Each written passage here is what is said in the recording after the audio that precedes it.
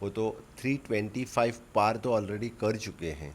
इस बार 30 पार भी खुद नहीं कर रही है, इसीलिए घोषणाबाजी कर रहे हैं, फेक न्यूज़ जो है पसर रहे हैं, या सरकार वो खुद नहीं कर रही है तो ईडी और बाकी सब कुछ जो खुद होके इनके ऊपर कार्रवाई कर रहे हैं। देश भर में 5 राउंड का चुनाव, 5 फेज का चुनाव हो चुका है। 6वें और 7वें का अभी भी बाकी है और लगातार दिल्ली में अलग अलग राज्यों के मुख्यमंत्री रैली कर रहे हैं। इसी कड़ी में इस वक्त हमारे साथ बात करने के लिए गोवा के मुख्यमंत्री प्रमोद सावंत जी हैं। सर, बहुत बहुत स्वागत है आपका TV7 भारत पर। सबसे पहले प्रधानमंत्री तो रोड शो कर रहे हैं अलग अलग राज्यों में, आप दिल्ली में लगातार कैंडिडेट को जो है के लिए प्रचार प्रसार कर रहे हैं। 400 पार का जो नारा है प्रधानमंत्री का, कितना सही साबित होता हुआ आपको नजर आ रहा है? पास फेज में 5th फेज में इलेक्शन ऑलरेडी हो चुका है। मोस्ट ऑफ द ज़्यादा से ज़्यादा सीट्स भारतीय जनता पार्टी को मिलने वाले हैं। वो तो 325 पार तो ऑलरेडी कर चुके हैं।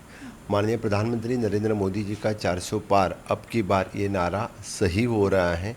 ये सिर्फ लोगों को नहीं, विरोधकों को भी पता चला है, इसलिए ये सिर्फ यानी घोषणाबाजी कर रहे हैं माननीय प्रधानमंत्री के ऊपर, यानी जस्ट मैंने फेक न्यूज़ जो है पसर रहे हैं।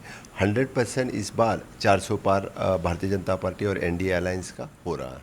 जी, ये ईडी और सीबीआई का, क्योंकि लगातार विपक्ष की तरफ से ये निशाना साधा जा रहा है कि पीएम मोदी डरे हुए हैं और शायद इसीलिए ईडी और सीबीआई का सहारा ले रहे हैं चुनाव को देखते हुए।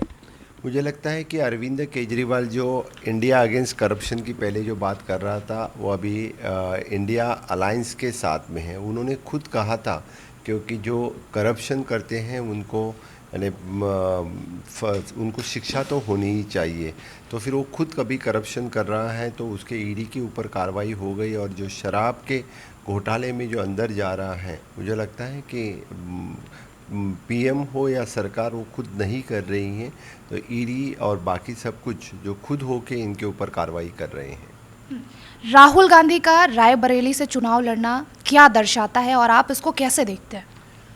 वायनाड से राहुल गांधी हार रहे हैं। लास्ट टाइम वो अमेठी से हारे थे। पहले बोल रहे थे कि अमेठी ये गांधी घराने की सीट है, तो फिर वो सीट वो अमेठी हार गए थे। इस बार वो रायबरेली, इस बार वो तो वायनाड से भी हार रहे, इसलिए वो उन्होंने रायबरेली से फॉर्म भरा है, नॉमिनेशन किया है।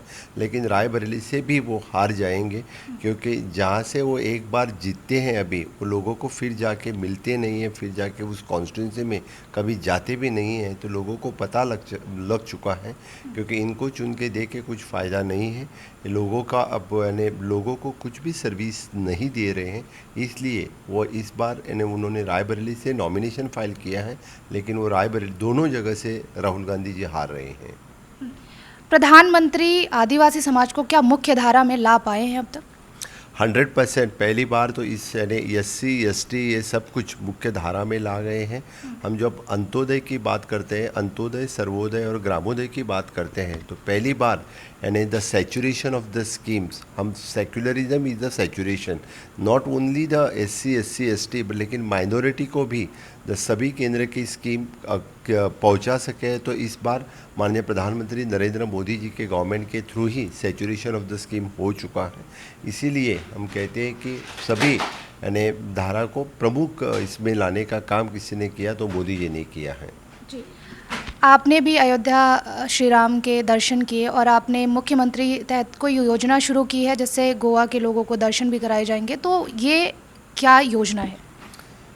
हमारी देवदर्शन स्कीम तो पहले से थी, उसी में हमने देवदर्शन स्कीम में जो अभी अयोध्या जोड़ दिया है, तो लोगों को यानी अयोध्या का रामलला का मंदिर देखने का मौका यानी लोगों को मिले, इसी तहत ये मुख्यमंत्री देवदर्शन यात्रा हमने शुरू की है।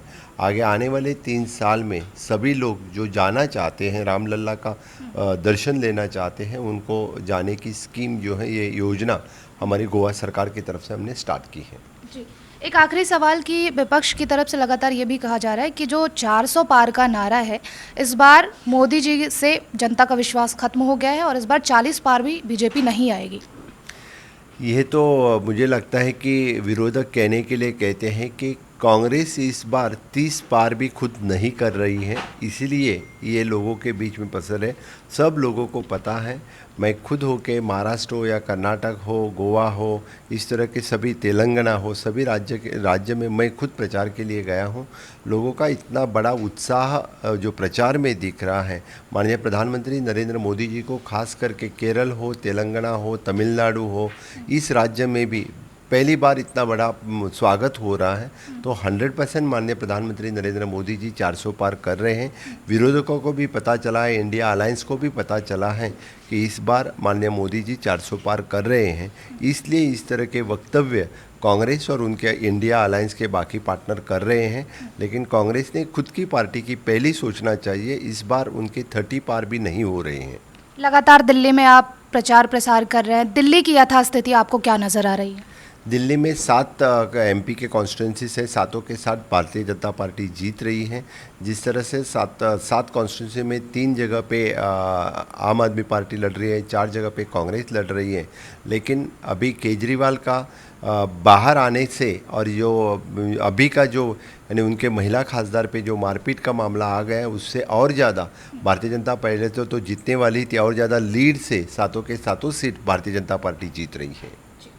बहुत बहुत शुक्रिया। और ये थे हमारे साथ गोवा के मुख्यमंत्री प्रमोद सावंत, जिनका साफ तौर पर ये कहना है कि 2024 में बीजेपी 400 पार होगी, क्योंकि लगातार प्रधानमंत्री नरेंद्र मोदी भी ये नारा हर मंच से देते हुए नजर आ रहे हैं।